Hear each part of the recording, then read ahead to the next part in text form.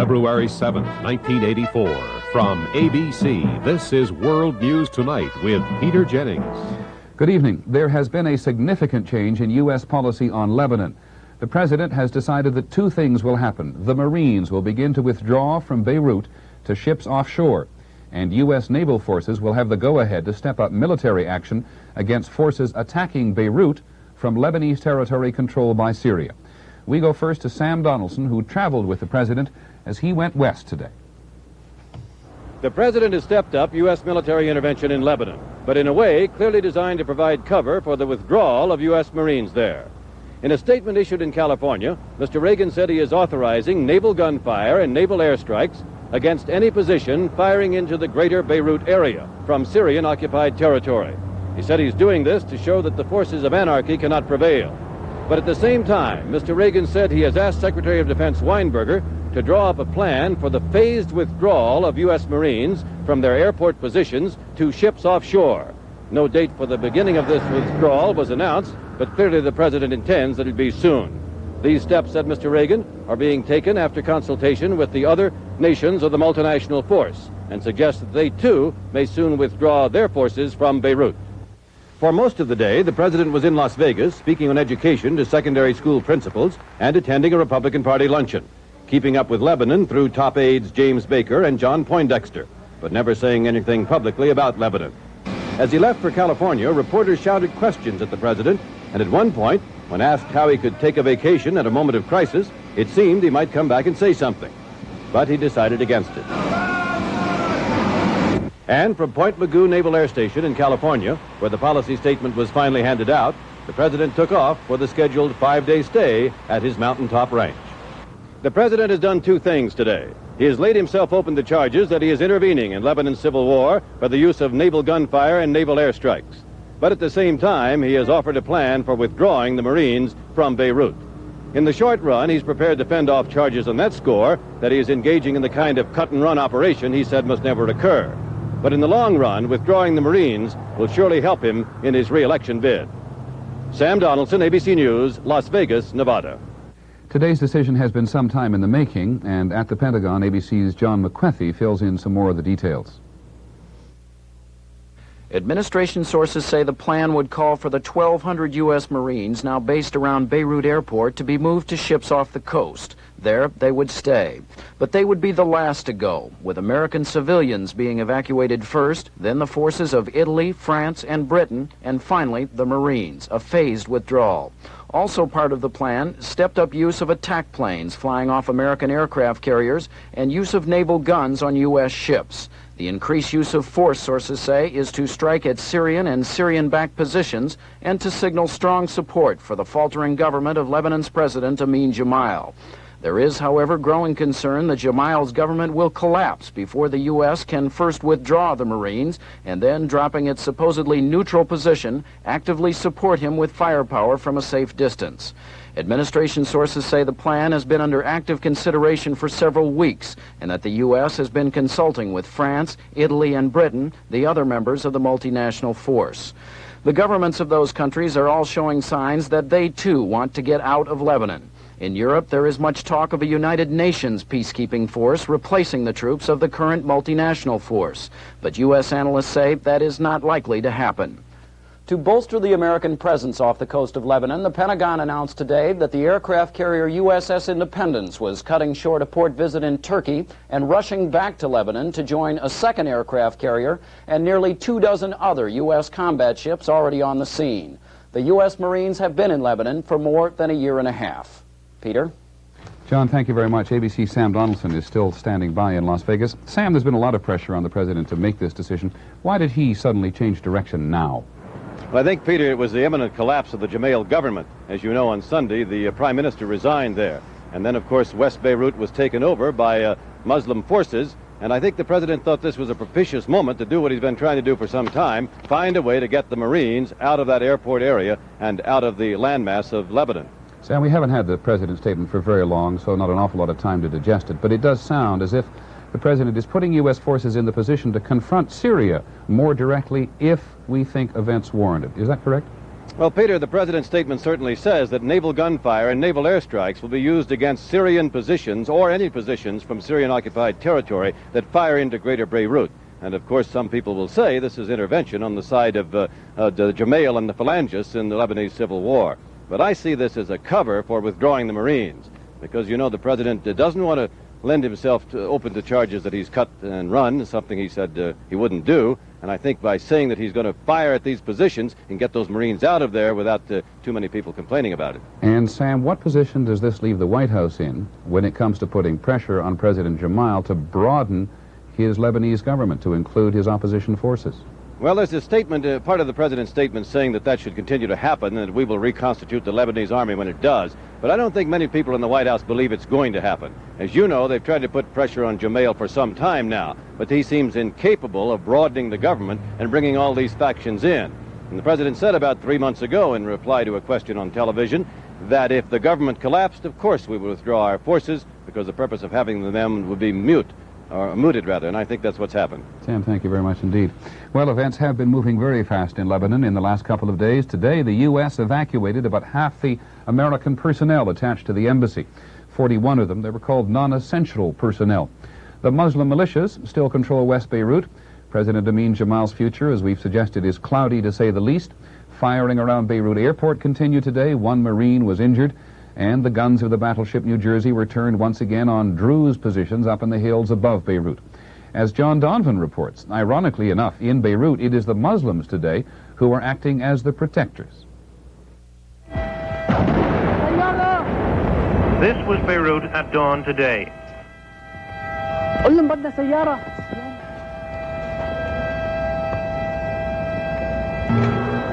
This was the work of a night shell fire dropped on civilian neighborhoods. These were the civilians, frightened in the streets, frightened also in the basements where they had crowded for shelter. But the fighting that started here yesterday was still going on early today. These Shiite militiamen were still pushing across West Beirut, getting their way nearly every time they faced the Lebanese army. Again today, many of the Lebanese army soldiers, supposedly defending the regime of Amin Jamail, were simply walking away from the fight. But enough Lebanese army units did stay by their posts to keep the fight going, and at times it seemed that some kind of showdown was inevitable.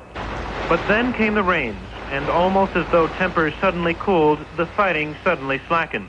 All sides declared their own ceasefires, and in downtown Beirut at least, it was holding. And it's the Shiites who swarmed over West Beirut yesterday who now have established a kind of peace here, at least for today. And they explain they have no interest in taking complete power. They only want the ouster of Amin Jamail and a bigger share in the government. In fact, at the U.S. Embassy office on Beirut's beachfront, Druze militiamen declared themselves peacekeepers of sorts today, stopping and searching anyone coming near the embassy. The Druze claimed they were protecting the Americans. The embassy staff confirmed that this was so. These may be signs that Lebanon's militias want to prove by action what they've long been saying, that their fight is with Lebanon's President Jamail, not with the United States. But no stability can be expected of an order enforced by armed men. The Marines know that, so they're almost always on alert. The street fighters know that, so they're staying on their guard.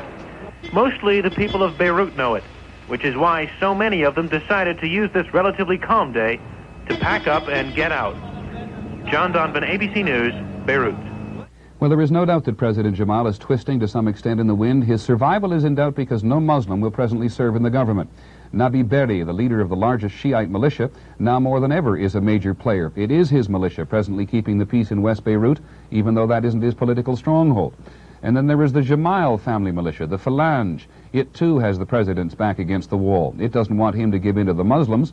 And when the Muslims called for a ceasefire today, a leader of the Christian militia said, "We will meet them on the battlefield." If Jamail doesn't survive politically, only one candidate is widely mentioned to replace him. Remember the name Danny Shamoun. His father was once president of Lebanon. Danny Shamoun was once a Christian militia leader. Ironically, his forces were wiped out by the Jamails. Now we want to go back to Capitol Hill, where ABC's Charles Gibson is standing by. Charles, Democrats and Republicans, but particularly Democrats at the moment, what's the reaction to what the president had to say? Well, Peter, the reaction has been primarily to the fact that the Marines are coming out of Lebanon. It has not been to the possibility of shelling the Syrians. The reaction has been relief And Republican leaders here have been briefed by the White House during the day about what would be happening. And the information that they have been told is that a first group of 500 will start coming out by the end of the week, and that the full removal of the Marines should take about a month.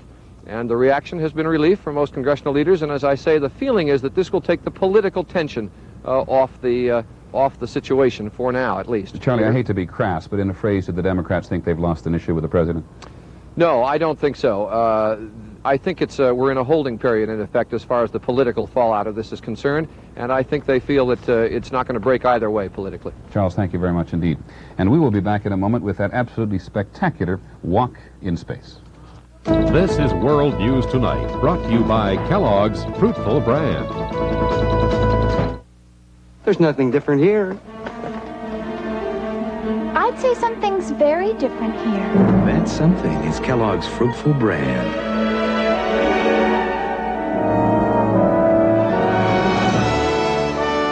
Fruitful Bran is a high-fiber cereal that's a feast of raisins, dates, apples, and golden honey.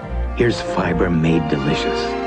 Discover new Kellogg's Fruitful Bran and make every brand new day more fruitful. At AT&T, we think we make the best telephones, but don't take our word for it. Ta-da! We wanted Shara's new phone to be as good as her sister's. And their phones outlasted 82 boyfriends, 6 proms, years of yakety-yakking, and they're still going strong. To me, there was only one way to get that same quality. Get the same phone. At AT&T. AT&T, we set the standards, but don't take our word for it. Take yours. 20 years ago, the United States was invaded by the Beatles. It was their first trip here to appear on the Ed Sullivan TV show. World News Tonight will continue. What do you say to a friend whose perm turns out frizzy? Cut it? Wear a hat? Or next time, get a rave. Rave Soft Perm. With Rave, my hair turns out soft and silky. And you're looking at color-treated hair. No ammonia, no odor, no frizz. So if you want soft curls, not condolences, next time, get a Rave. Rave Soft Perm. There is a special feeling at Oldsmobile. Now, don't get the wrong impression. I didn't get this Cutlass Sierra just for fun. But this car is the most fun I've had in a long time. Because the Cutlass Sierra handles as smart as it looks. And that's fun you can feel. Of course, man does not drive for fun alone. But maybe he should. There is a special feel in an Oldsmobile.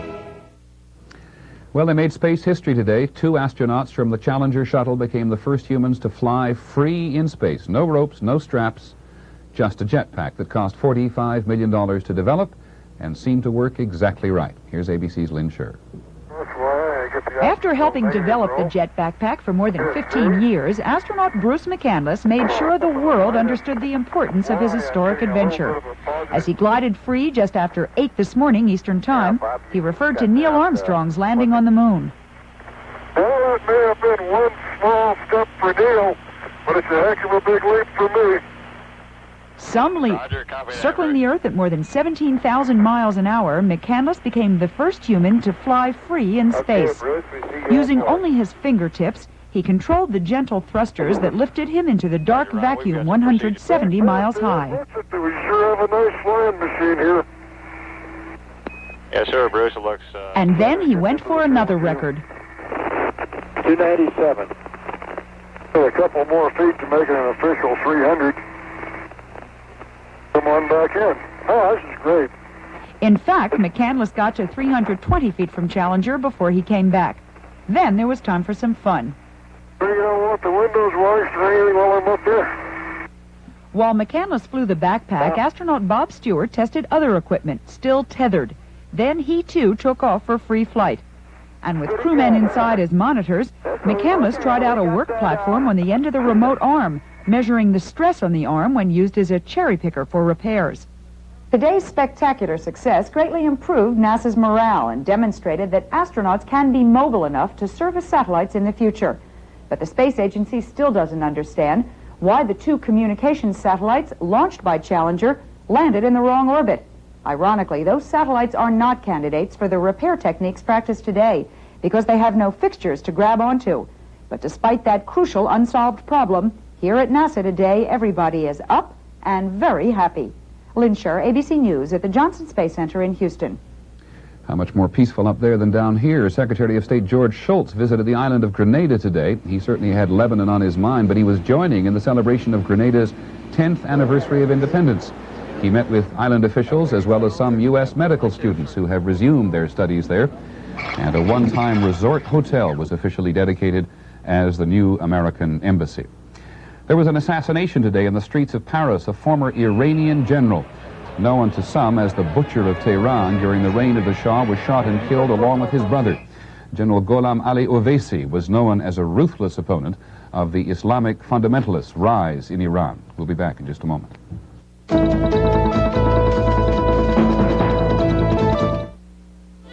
What a week. Wonderful. At a Sheraton resort, you can do all the wonderful things that make a vacation special. You can play on fabulous fairways and dine on fabulous food. Come to Sheraton, you'll love the life. Let's stay another day. You'll love the life at Sheraton. Call 800-325-3535. Stamina, agility, courage, vision, knowledge, diversity, discipline, balance, drive.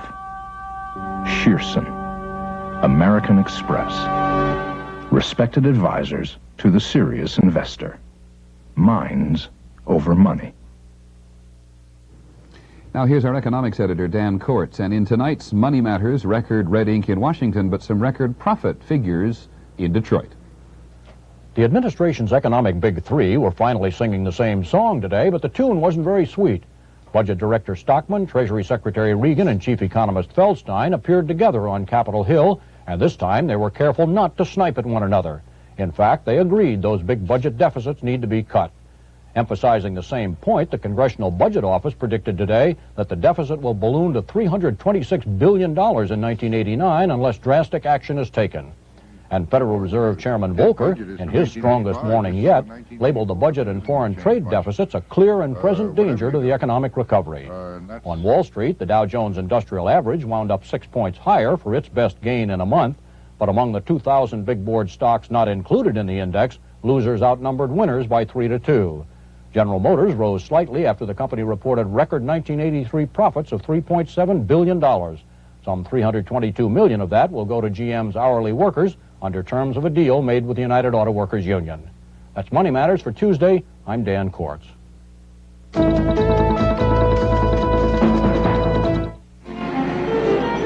The finer things. Happily, some are affordable, like Grey Poupon Dijon mustard. Grey Poupon has the classic quality of the original French Dijon recipe created centuries ago. A distinctively delicious taste for meats, salad dressings, and sauces. So enjoy one of life's finer pleasures. Pardon, monsieur, est-ce que vous avez du Grey Poupon? Mais bien sûr. Grey Poupon, one of life's finer pleasures.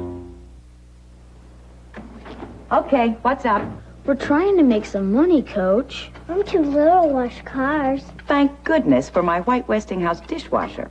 The solid-state White Westinghouse dishwasher can handle the big loads. The power turret action cleans all the dishes. Hey, I gotta do my lunch dishes. We'll do one. Great. That'll be 50 cents. White Westinghouse, we're making things better for you. We continue now with our examination of the secret costs and the hidden abuses of congressional travel. Last night we saw how travel by members of Congress, their staffs, and sometimes their families, winds up costing the taxpayer millions of dollars. Tonight, Peter Lance focuses on some high living in Paris and elsewhere. The Paris Air Show, June 1983. With the arrival of the space shuttle for display, it was a proud moment for America. So proud that 658 official U.S. visitors flew to Paris, including 142 congressmen and staff in 6 separate congressional delegations, all of them at taxpayer expense. There must be something there in Paris that we know nothing about if 600 have to go to see it. I think it's a flagrant example of the junketing abuse. In fact, so many congressmen and U.S. officials showed up at the Paris Air Show last June that the American ambassador here sent an urgent cable to Washington. He complained that during the air show, the embassy's regular work virtually ground to a halt. During the Paris Air Show, I had senior political officers having to deal with menus for dinner and for cars and taxis and all sorts of menial things. And when they dined, they ate at restaurants like La Tour d'Argent. They stayed at hotels like the Meridian. The cost? More than $89,000 in government funds for just 6 days. Congressman Jack Edwards of Alabama led one of the delegations. I think that's a little excessive. Why does 6 different congressional delegations have to go to the Paris Air Show? I can't answer why they have to go. I do agree it's excessive. I had not heard that before. Some congressmen and staff rode to the air show on buses like this, but a number of them rented chauffeur-driven Mercedes and Peugeots.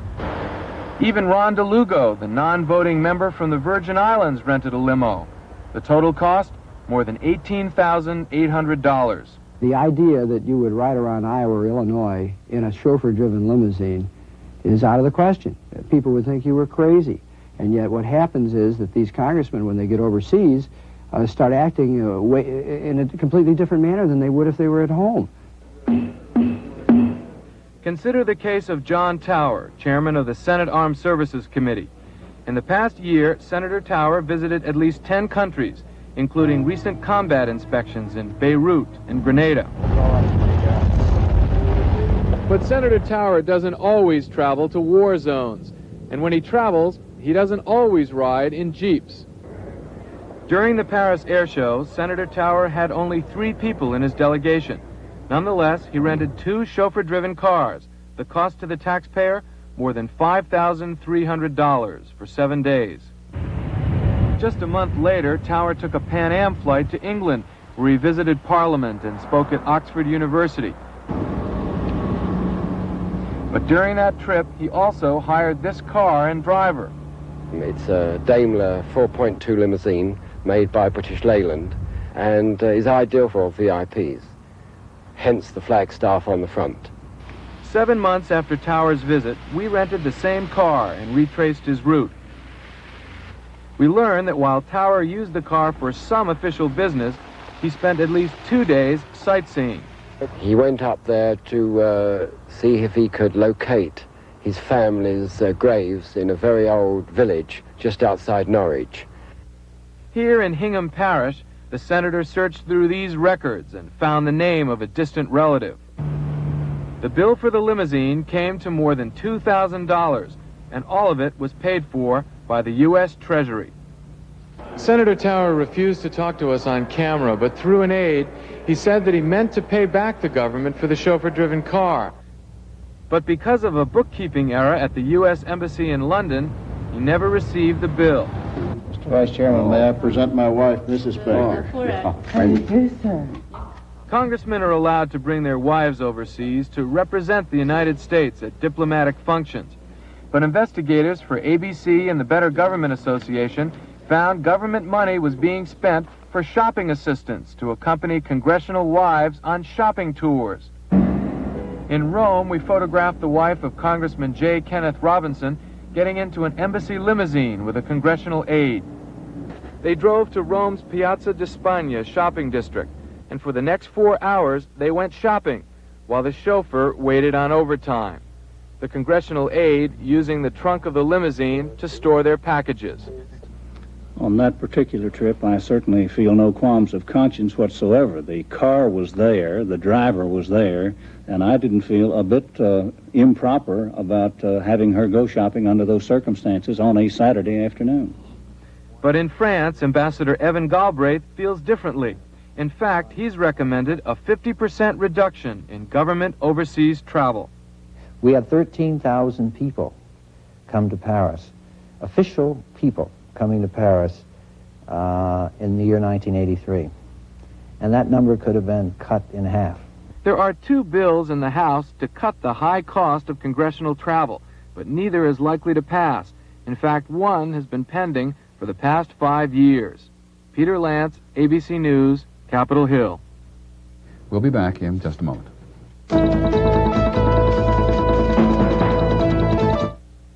Today in the United States, hospital costs continue to rise faster than the cost of living. But there are ways to reverse this trend, like outpatient clinics, consumer price resistance, or fair payment, a system where hospitals receive fair preset payments from everyone. Fair payment, one way to contain rising hospital costs. America's life and health insurance companies, a growing commitment to America's life and health. The apple growers of Washington State present the Washington Apple Core. Oh, the crisp, altogether delightful sound of a Washington apple. A snack that looks good, tastes good. Wouldn't a Washington apple taste good right now? If you're a guy about to turn 18, you've got to register with Selective Service. Just go down to your local post office and fill out a card. My business is unique. So, for a small computer, I called IBM. What's your problem, they asked? Inventory. Shipping. Billing. Cash flow. Tying in with headquarters. Everything. And IBM helped me find the best solution for now and when I grow. And they backed it with IBM service. Am I glad I got an IBM small computer? I'm delighted. I need it tomorrow. I don't care what it costs. I need it tomorrow. Business people under pressure to get urgent packages fast. I don't care what it costs. Often act without thinking. I need it tomorrow. But now, UPS Next Day Air gets it here in the morning for about half the cost. Just think, up to 50% less than the competition. Sure, I need it tomorrow. But I do care what it costs. Send it UPS Next Day Air. UPS Next Day Air. We save you money from the ground up. Now with morning delivery. And now the Olympics. Some of you may not want to know just yet, said he slowly, the outcome of today's opening hockey game at Sarajevo between the United States and Canada. ABC Sports coverage of the Winter Olympics starts tonight at 8 Eastern Time, and the game will be seen then. So if you want it to be a surprise, plug your ears for just a second.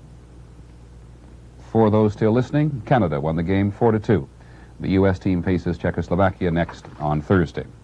Once again, tonight's top story. The President has announced a phased withdrawal of U.S. Marines from Lebanon. They'll go to ships offshore, and he has given U.S. naval forces the go-ahead to step up action against any forces in Syrian-controlled territory of Lebanon who fire down on Beirut. And one last look at this picture. They walked in space today. No strings attached. Bruce McCandless. That's our report on World News Tonight. For everyone at ABC News, I'm Peter Jennings. Good night.